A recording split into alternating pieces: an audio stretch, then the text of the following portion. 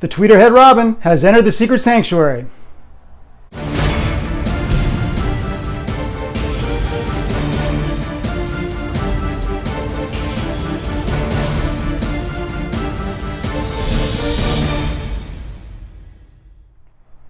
So the Tweeterhead Robin is an interesting piece because you have what is obviously a full-grown man in a costume designed for a 10-year-old.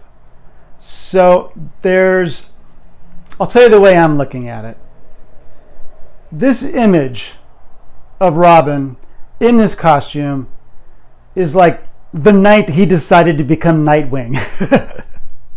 He decided, I can't wear this anymore. I got these Robin Hood slippers on and I'm not wearing pants. And it looks a little bit silly.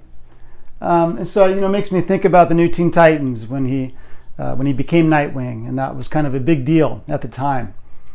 So that's my first impression out of the box. Of course, I'm going to go into more detail, but I think he did the right thing by becoming Nightwing. So don't get me wrong, I do not dislike this piece.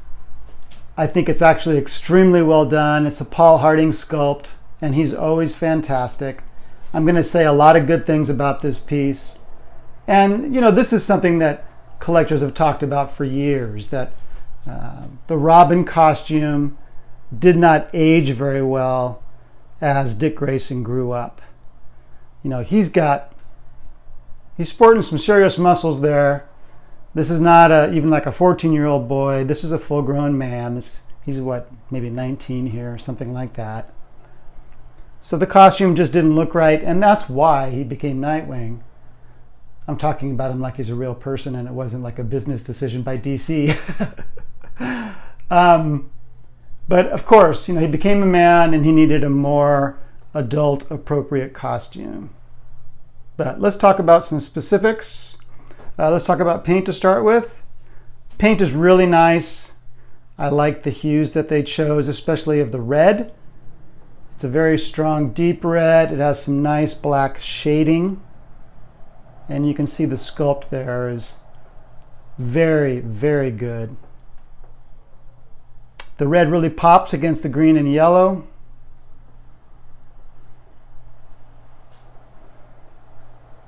The other thing is, we've got a full-grown Robin with zero hair on his legs or arms.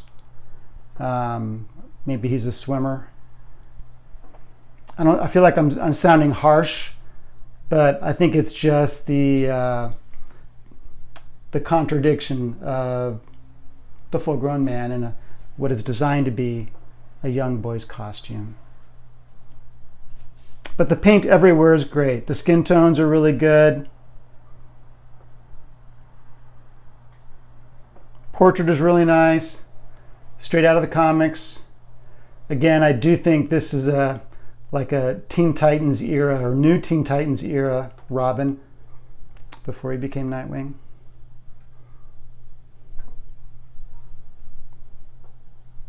I have no complaints about the portrait at all. The costume is very true. The yellow cape is kind of a mustard color, which is not what we expect from the comics, where we're dealing really with primary colors, but I like it. I think I want to say it's kind of classy. It has kind of a classy appearance to it, I think. I like the way it flows. It's simple, but it should be simple. This is a 1/6 piece. You're not going to see a lot of the complexity that you'll see in a larger piece. As you know, there's two different bases for this statue. This is the gargoyle base, which matches the Batman statue, which I'll show you in a minute. The other base is like a church steeple with some spires coming up. I don't think the other base has the pipes with the smoke coming out. And there was some controversy at the beginning where collectors thought they were getting both bases. Chad came back a month ago or so and asked folks, how many of you really need the second base? How many of you want the second base? And people sent him an email saying, yeah, I do or don't. And there's some people unhappy that both bases did not come with Robin altogether. But the other base apparently is being made and will be coming at by the end of the year.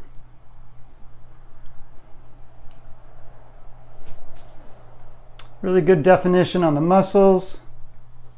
You can see the stress lines. Looks really good. The belt looks good. And these little ties on his tunic. There's no overspray on this. There's no problems with the paint. It's extremely well done. Give you a better look at the base. Very easy to assemble. No keying issues at all.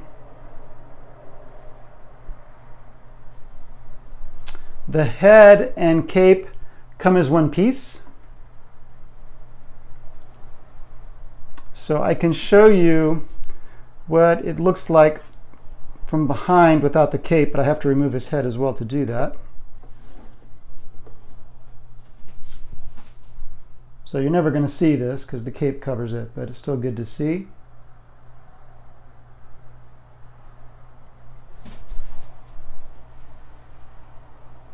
All right, let me put this back on without dropping it.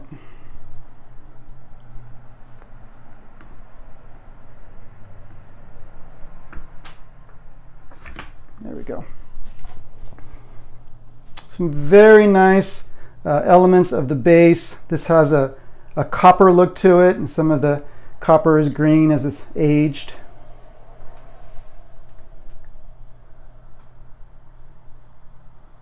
Looks really good. All right, you probably want to see how he looks with some other Tweeterhead pieces. So here's the pairing that I'm sure a lot of collectors are going to display. And I have to say, they look really, really good together.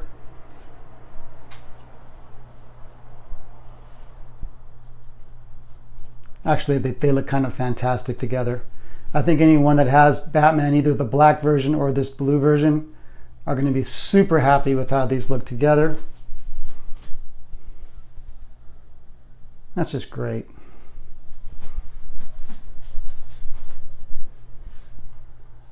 It's also nice because if you collect Batman, predominantly Batman, you know that you have kind of a dark collection, lots of black and gray.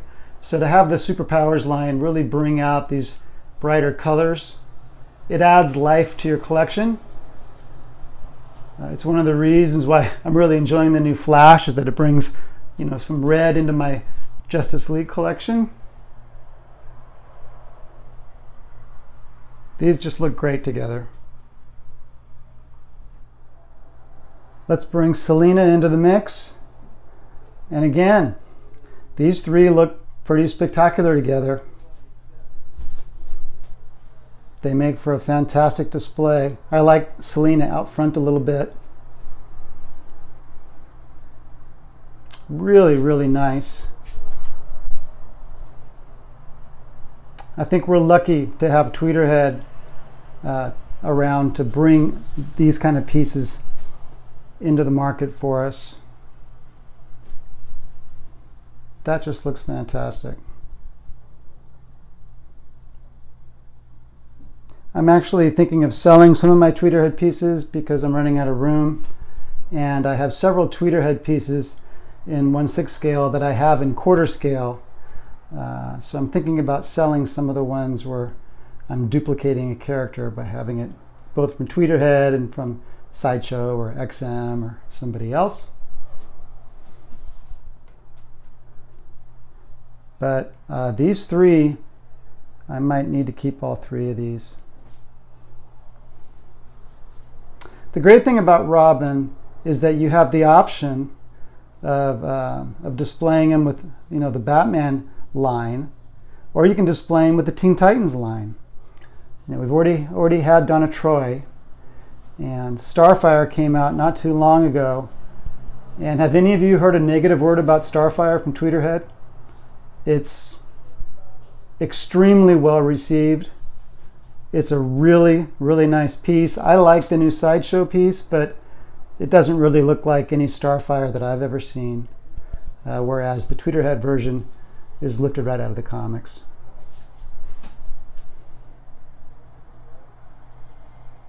So I think you'll be very pleased with Robin. You know, we've been looking at pictures for months, but when you get something, unbox it, assemble it, it always is more impressive than the photographs. There's always a presence, having it in hand on your shelf next to other pieces, that's way better than seeing photographs. He looks great with the Batman characters. He looks great with the Teen Titans characters. He looks great by himself. I think it's a very cool piece. So we're day 4 of Online Comic-Con of 7 days. We got 3 more to go, Friday, Saturday, Sunday. And I'm really curious. Today, Thursday, was kind of a lackluster day. There really wasn't any new reveals to speak of. Tomorrow, there's rumors. And I have no knowledge of exactly what's going to come out, but I can guess. I'm hoping there's going to be at least one X-Men piece, although 2 or 3 would be better. Namely, Storm would be fantastic. Nightcrawler would be great, but I've heard rumors that Disney's not real thrilled with them doing a Nightcrawler statue, but that's just a rumor. As far as Star Wars, Mandalorian seems obvious. I think everyone is just kind of assuming it's going to be there, although there's been no mention of it from Sideshow. But it just seems like it would be a huge seller for them, so why in the world would they not do it? In that same line, Ahsoka Tano seems like a winner if they go for it. So kind of hoping for that. Today we got a silhouette outline teaser of what is clearly a Chris Reeve Superman, which I find very exciting. We don't know what scale yet, although I've heard rumors. And we don't know if it's a strictly Sideshow piece or done in collaboration with, say, Tweeterhead or Blitzway. It'd be cool if it was Blitzway. I'd love to see K.A. Kim do a Christopher Reeve head sculpt. That would be a dream come true. Of course, there are wonderful sculptors at Sideshow. I'd love to see any number of them tackle that project. There's been some difficulty in the past at Sideshow getting actor likenesses, really nailing them. I'm thinking about the previous Christopher Reeve Superman, the movie Wonder Woman, which was not too great. The one exception is Aquaman. I joke that I'm the only person who ordered Aquaman, but I think that's an excellent Jason Momoa likeness. If you don't have that piece and you need an Aquaman piece, it's really nice and it's large and imposing. It has a lot of presence. So think about that. So I'm hoping that Christopher Reeve Superman is going to blow me away. I don't know if it's going to be fully sculpted or fabric, but we're going to find out either tomorrow or probably Saturday. So that's what's going on with me. I'm getting my flash replacement tomorrow. You guys might remember mine had problems keying into the base correctly, and Sideshow is giving me the same edition number. It was number 7. So I said, hey, can I have the same edition number? And they responded that yes, it would have the same edition number. So that's very cool. Otherwise, I will be back probably sometime this weekend, either by myself or with the Rogues Gallery Live guys, talking about what's going on at Online Comic-Con. It's not the same. You know, this would have been the Thursday of Comic-Con, the first full day. And I thought about that a lot today. I really miss being at the show, walking the aisles, checking out stuff at the Sideshow booth, talking to some of you. I always end up talking to people who see my reviews when I'm at a convention, and that's one of the highlights of the convention for me. I'm also active in the comic book world, so seeing all my friends who are dealers from around the country, around the world really, at that show is always a highlight, so I do miss that. Anyway, I hope you enjoyed the review. If you haven't subscribed, please do. Please like the video, and I'll see you soon. Take care, guys.